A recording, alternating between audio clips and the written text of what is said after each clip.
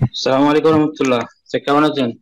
সালাম রহমতুল্লাহ বরকাত। জি, বলেন। যে সৌদি আরব থেকে কোন জায়গায়? আসগর সৌদি বলছি। আরব?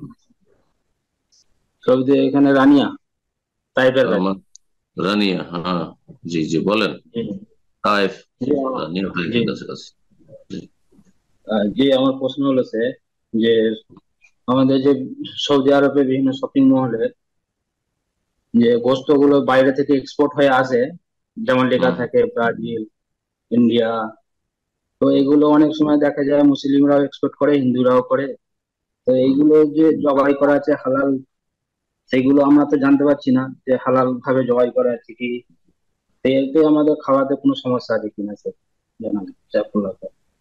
মুসলিম দেশে যেগুলো আসছে, আর বিশেষ করে সৌদি আরবে, আর যদি আহলে কিতাব দেশ থেকে আসে, ইহুদি খ্রিস্টানদের দেশ থেকে আসে, তাহলে যেহেতু আহলে কিতাবের জবাকৃত পশু খাওয়া যায়, যে আল্লাহ রাব্বুল আলামিন কোরআনে বর্ণনা করেছেন সূরা নিসা, অত আমুল্লাযিনা উতুল কিতাবা হিল্লুল লাকুম। তো আমুল্লাযিনা উতুল কিতাব হিল্লুল লাকুম, এখানে তো মানে যাবিহা, আহলে কিতাবদের জবাইকৃত পশু খাওয়া জায়েজ। জি, ইহুদি খ্রিস্টানরা জবাই করলে, সুতরাং সেটা জায়েজ রয়েছে। আর যদি আপনি অমুসলিম দেশে বসবাস করেন, তাহলে সতর্কতা অবলম্বন করবেন। জি। এখন হালালের স্টিকার লাগানোটা হালাল প্রমাণ করেন না অনেক সময়।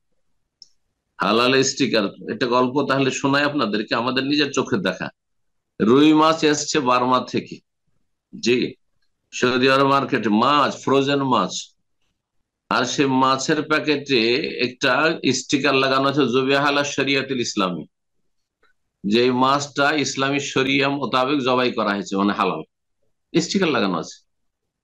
জি। তাহলে এরা কত বড় প্রতারক, ধোঁকাবাজ। জি।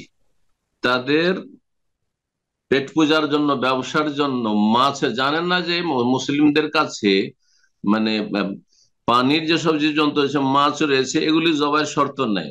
ও জানে একটা করে স্টিকার লাগাই তো হয়, মুসলিম দেশে পাঠাইলে, সুতরাং একটা ওইরকম স্টিকার বসিয়ে দিয়েছে ওর উপর, মাছের উপর বসিয়ে দিয়েছে। তো যদি আপনার চিকেনের ওপর, হ্যাঁ, যদি বা গোস্তের প্যাকেটের ওপর যদি এরকম একটা স্টিকার বসানো থাকে, এটা হালাল প্রমাণ করে না। তো এই জন্য যথাসাধ্য এগুলো থেকে বেঁচে থাকা ভালো। আমি বললাম বেঁচে থাকা ভালো, আমরা প্রয়োজনে এরকম খাই না। আপনাদেরকে বলছি, আমরা কোথাও এরকম ফ্রোজেন কিনে খাই না। জি। আল্লাহ হেফাজত করুন, আল্লাহ বেঁচে থাকা তৌফিক দান। তবে মুসলিম সমাজ এগুলো আসছে, আলহামদুলিল্লাহ, সৌদি আরব আসছে, এগুলো তদন্ত হচ্ছে।